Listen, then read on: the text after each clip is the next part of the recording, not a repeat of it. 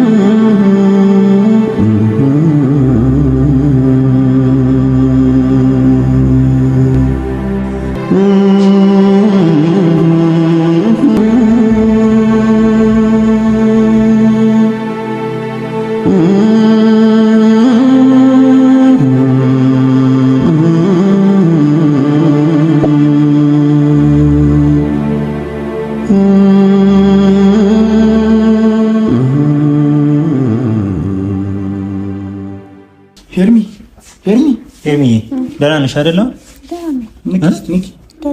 ለመንቃት ሞክሪ።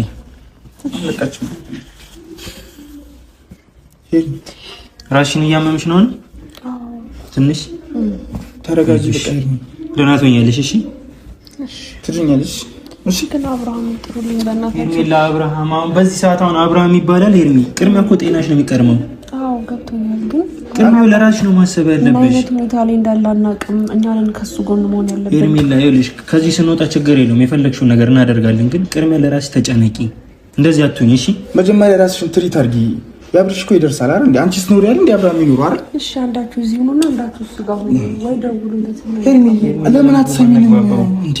እኛው ስንጮህ አንቺ የሆነ ነገር ይሆንሽ መስሎ ገብቶሻል። አብርሃም ቢመጣ እኔ ደህና ሆናለሁ። ልክ ብሩ ካንዴ ሰማይ አንቺ ደህና ስትሆኚ የለም ሄርሚላ፣ አብርሃም ቅድሚያ ራስሽን ይኸውልሽ ለማረጋጋት ሞክሪ። ከዛ ወደ ጤናሽ ተመለሽ። እሺ የእሱን ነገር ከፈለግሽ ከዚህ እንደወጣን ማስተካከል እንችላለን።